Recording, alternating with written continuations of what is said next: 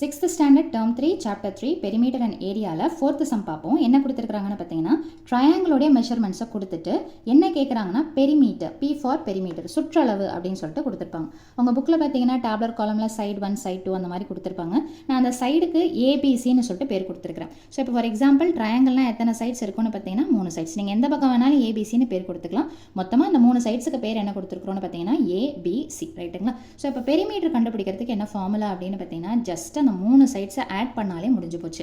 இங்கே first sum பார்த்தீங்கன்னா 3 சைட்ஸுமே கொடுத்துருப்பாங்க. ஸோ அப்போ perimeter of triangle is equal to நீங்கள் வார்த்தையால் எடுத்து எழுதலாம். முக்கோணத்தின் சுற்றளவு is equal to a plus b plus c units, வெறும் அலகுகள் மட்டும்தான் வரும்.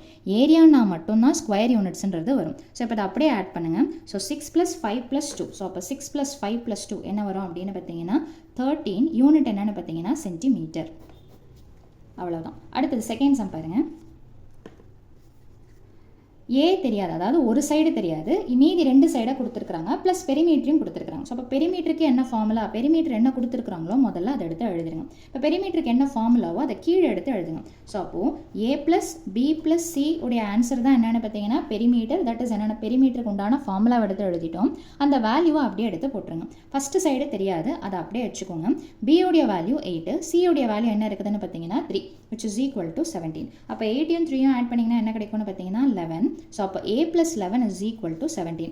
நமக்கு தேவை என்னென்னு பார்த்தீங்கன்னா a. ஸோ அதை அப்படியே இந்த பக்கம் வச்சுக்கோங்க. +11 அடுத்த பக்கம் வந்துருச்சுன்னா ஏற்கனவே 17 முதல்ல போட்டுட்டு -11 ப்ளஸ் அடுத்த பக்கம் வந்துருச்சுன்னா மைனஸ். ஸோ அப்போ 17ல் 11 போச்சுன்னா என்ன வரும்னு பார்த்தீங்கன்னா 6. யூனிட் எதில் இருக்குதுன்னு பார்த்தீங்கன்னா மீட்டர். அப்போ a உடைய வேல்யூ என்னென்னு பார்த்தீங்கன்னா 6 மீட்டர். அவ்வளோதான். தேர்ட் சம் பாருங்கள். அதே கான்செப்ட் தான், இங்கே வேறு ஒரு சைடு கொடுக்கலாம். ஸோ அப்போ என்ன, அதே கான்செப்டில் பெரிமீட்டர் என்ன கொடுத்துருக்காங்களோ அதை எடுத்து எழுதிக்கோங்க.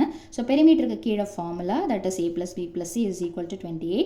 ஏவுடைய value that is first side, second side தெரியாது, தேர்ட் சைடு என்ன இருக்குதுன்னு பார்த்தீங்கன்னா 9 which is equal to 28. 11யும் 9யும் ஆட் பண்ணிங்கன்னா என்ன கிடைக்கும்னு பார்த்தீங்கன்னா 20 + b is equal to 28.